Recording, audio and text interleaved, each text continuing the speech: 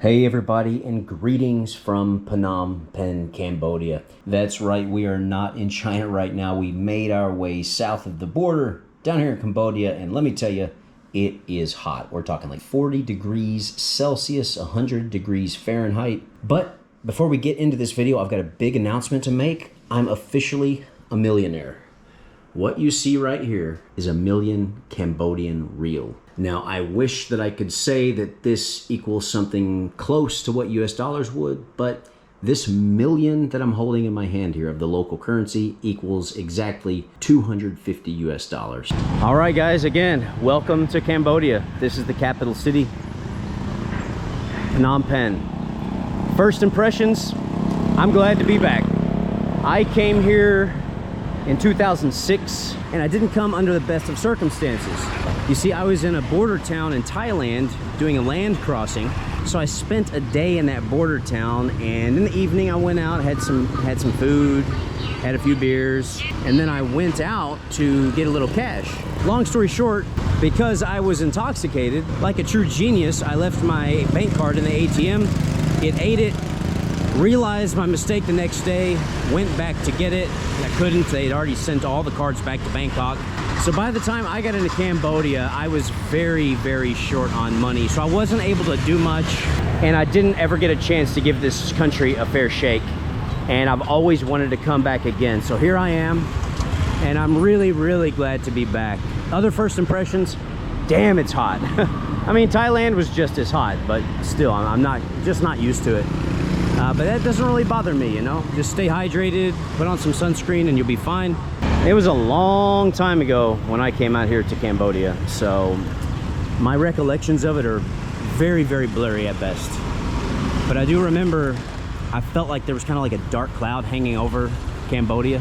Not because the people were great, but just because I would see guys walking around with a leg blown off. I visited the killing fields. I saw abject poverty. And you could just tell that this country had been through some hard times and that people were still facing hard times. Now, I do have to say this time around, my impression feels better. It doesn't feel quite like that, but compared to other countries that I've been to recently, coming here, the first thing I notice is there's definitely a feeling of, you know, you can tell times are a little bit hard over here. So I'm just walking from my hotel, which is not far from here, and if you go straight ahead, we're gonna get to the riverside, and that's where we're headed. Well, I didn't realize it when I was booking my hotel, but I'm right here in the heart of like bar strip, and a lot of these bars you can tell have ladies. But when I did book my hotel, I could tell I was in a good area just in terms of location within Phnom Penh. And this is what I was talking about. This is less than a 5-minute walk from my hotel. The Tonle Sap River, which runs right into the Mekong, which you can see straight down there. And that goes through various countries. You've all heard of the Mekong. That flows right down into Vietnam. So we're right here on the riverside. You've got people out here selling all different types of things. You can tell there's a lot of people from rural Cambodia out here selling toys. You got people over here selling fruit and stuff. Well, before I find my cafe and a place to get a bite to eat, I just want to enjoy a little walk along this river for a couple minutes. But I will tell you that I am starving. And I will also tell you that starting last night, and especially this morning, I'm starting to get a few mosquito bites. Now, up until now in Thailand, I was pretty lucky with it. Didn't have a single bite.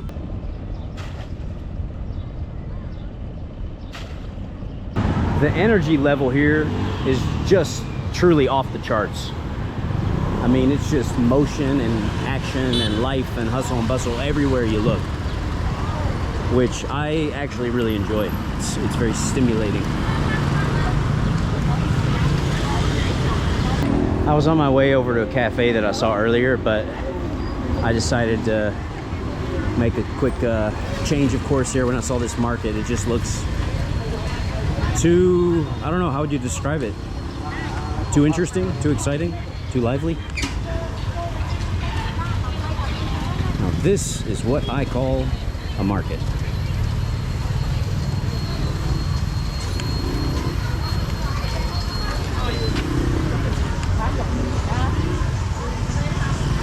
Hectic would be another good adjective for it. And I'm guessing this is some stuff they pulled right out of that river. Look at that. Those are not snakes. It's kind of like a, was that a Khmer catfish? Wow. Now that's what I was looking for. Lucky Cafe Coffee Talk. Let's do it. Well, I'm no longer a Cambodian millionaire. I just spent my first 10,000 getting a cup of Lucky coffee. I wanted to get dirty coffee, but they're all sold out. Just had a very interesting experience in the Lucky Cafe over there. The young lady who was working there, I don't speak a lick of Khmer language, okay? So I was asking them if they speak any English, and they said, oh, just a little. Then I said, how about Chinese? Because I know a lot of Chinese travelers come here and there's a lot of investment. Turns out she spoke fluent Chinese. So I ended up speaking to her in Chinese. Damn, that was nuts. I just saw a kid riding an actual motorbike up the street. I mean, this kid was probably like 11 years old. And no, it was not a grown man that looks young. This was an actual kid, a prepubescent kid on these crazy roads. Check that out. It's pretty amazing to see that being done in real life. Well, based on the name of this place, it's not what you would expect when you come to Cambodia and have a meal. Larry's Bar and Grill, or whatever it's called, Larry's something. And but they do have traditional Khmer dishes, so I'm gonna try the Khmer curry today, Khmer chicken curry, and I've got a draft Cambodian beer. It's happy hour, so this costs $1 US. And one interesting thing about Cambodia, it's a dual currency nation, and these are the two widely accepted currencies are US dollar and Khmer real. It's a little bit dark in here, so I had to turn the flashlight on, but this is it. This is my first Cambodian meal, my first Khmer meal here in Cambodia. And yeah, this is the Khmer red curry. It's got chicken and different veggies in it. Out here, riverside. It's not too late yet, but as you can see, it's night. Got the river out there. You can see some little cruise boats. And it's pretty lively out here. You got people dancing, singing, and breaking a sweat, working out. Well, I see one person working out, sort of, if you can call that a workout. But yeah, you would have to do this in the evening, because in the day, it's just too hot. Right now, with this breeze, it's warm, don't get me wrong, but it actually feels pretty good. You can see lizards on the wall. There's one there, one up there, a couple over there. I'm only about a 20-minute walk from my hotel, and we're getting into some really beautiful scenery. I mean, you can see the temple right there. You've got these arches over the road. You got the river just over there. Starbucks in Cambodia. Cambodia is developing, you all. Give it 10 more years. It's going to be a completely different place. Good times in Cambodia, you guys.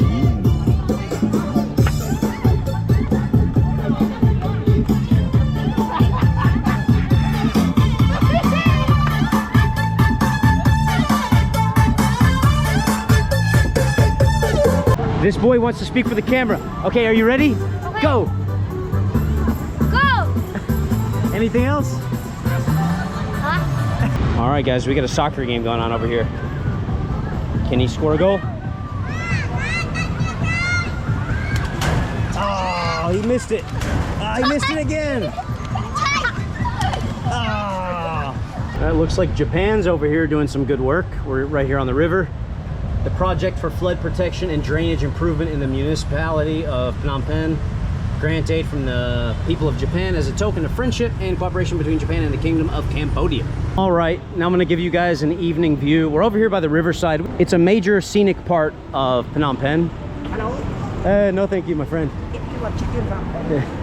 But I basically today was just kind of getting my bearings, getting settled in, walking around, talking to a few people, trying to learn a couple of words here and there of Khmer, which is proving to be extremely difficult for me.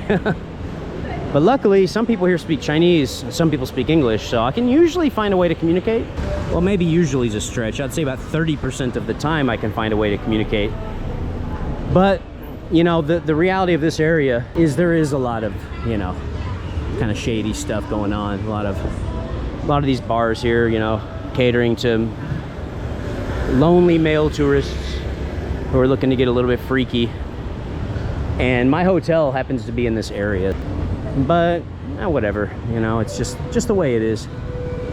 And if nothing else, it's makes for good video, right? Just do a street walk, see what's going on, share the experience with all you guys. Got the night market going on over here. A lot of street food. Had to get away from that craziness of those that whole group of streets back there. Just chaos and a bunch of just bars and a lot of shady things going on over there. So I wanted to get away from there, get over here and just see what the average people are doing. And it looks like they're cooking and eating. And I'm walking around sweating. But it feels much better tonight than it did during the day. Plus, there's a pretty nice breeze tonight, every once in a while. While I was out here walking around, I found this little street side salon. You can see it's just kind of like a tent, open face wall. And I'm just gonna let this guy fade me up real quick because I like to keep a nice trim haircut. So let's see what happens. I'll tell you though, I don't really like getting a haircut while I'm sweating, but whatever. Well, with that guy, I took a shot and I missed. He had lots of pictures in this salon. I showed him exactly what I wanted. He was like, yeah, okay, I know, yeah. I said, you can do this, no problem. Oh, yeah. He gave me a horrific haircut.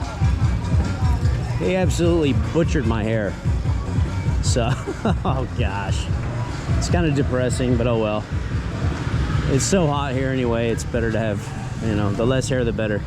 All right, guys. Well, the day is, it's getting on. It's 10 o'clock and I'm tired. I'm wiped out. I've been on the go all day.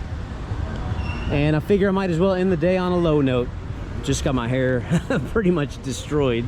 I'm tired and I think it's just time to get a shower and get in bed. But I hope you all have enjoyed this introduction to Phnom Penh.